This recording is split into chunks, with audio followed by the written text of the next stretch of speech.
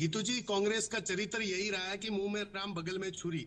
इनके पास कहीं ना कहीं, मैं एक थोड़े दिन पहले एक फोटो देख रहा था जिसमें कांग्रेस ने एक हाथ में, राहुल गांधी ने संविधान ले रखा है, लेकिन दूसरी हाथ में पीछे की तरफ तलवार दिखाई गई थी, छोटा सा छुरा दिखाया गया था। कांग्रेस का यही चरित्र है कि वो संविधान के नाम पर, और आज तो हमें फितरत भी पता चल गई राहुल गांधी की। सदन जैसे लोकतांत्रिक पवित्र मंदिर के अंदर जब उन्होंने हिंदू के ऊपर जिस प्रकार से उन्होंने जो अपनी टिप्पणी की है, मैं आपको पुनः कह रहा हूं, आज एक प्रवक्ता होने के नाते कह रहा हूं, एक हिंदू होने के नाते कह रहा हूं कि ये कहीं ना कहीं कांग्रेस के खत्म होने की, मर मिटने की और सिमटने की आहट है कि एक मजबूत विपक्ष होने के बाद में मजबूत मुद्दों के ऊपर चर्चा करने की बजाय हिंदू मुस्लिम की राजनीति करना, संविधान की राजनीति करना। राहुल गांधी को शर्म आनी चाहिए। पहले राहुल गांधी अपना धर्म बताए कि वो किस धर्म से है, उनके पूर्वज किस धर्म से थे।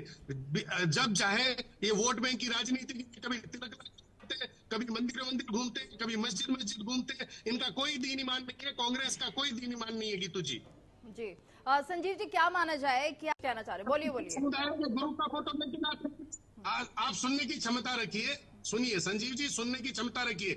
जो दावा राहुल गांधी ने सदन से किया, उस दावे के ऊपर वो खुद 60 सेकंड नहीं रह पाए।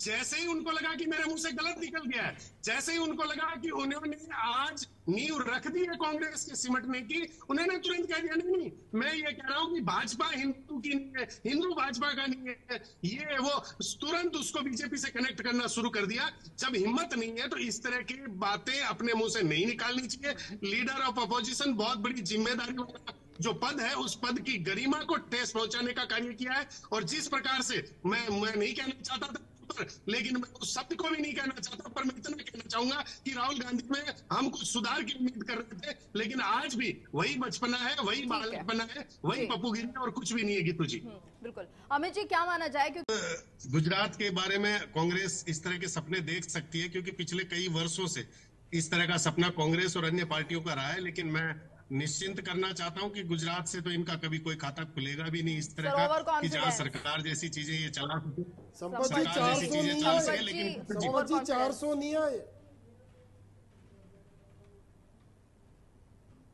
नहीं। अब 400 वाली बात करने का कोई मतलब ही नहीं है। विधानसभा की नहीं, बात ओवर करते हैं, कॉन्फिडेंस विधानसभा को लेकर लेकर भी। तो सवाल थे। हाँ, नहीं, गुजरात को नहीं, लेकर ओवर कॉन्फिडेंस नहीं तो नहीं है। है। गुजरात मॉडल है, गुजरात मॉडल, जिस मॉडल को लेकर पूरे हिंदुस्तान में वो मॉडल उतारा गया, और उस मॉडल के अनुरूप ही जो है लोग जुड़ते गए। और आज हम जिस मुद्दे पर चर्चा करना चाहते हैं, गीतू जी, मैं तो इतना ही कहना चाहूंगा जितना अभी सुधांशु जी ने भी कहा कि हमेशा जो है सेल्फ गोल राहुल गांधी ने किया है, और उस सेल्फ गोल की वजह से हमेशा से कांग्रेस को नुकसान हुआ है।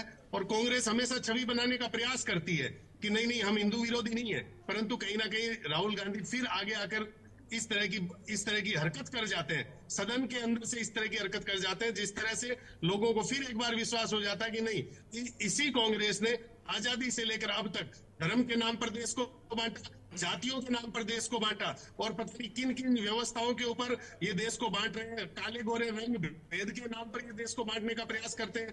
तो कांग्रेस का चरित्र आज सदन के माध्यम से लोगों के सामने है। और मुझे नहीं लगता कि आज के इस स्टेटमेंट के बाद वास्तविक स्तर पर जो राष्ट्रवादी व्यक्ति है, जो हिंदूवादी व्यक्ति है, वो कांग्रेस को वोट करेगा या राहुल गांधी को पसंद करेगा।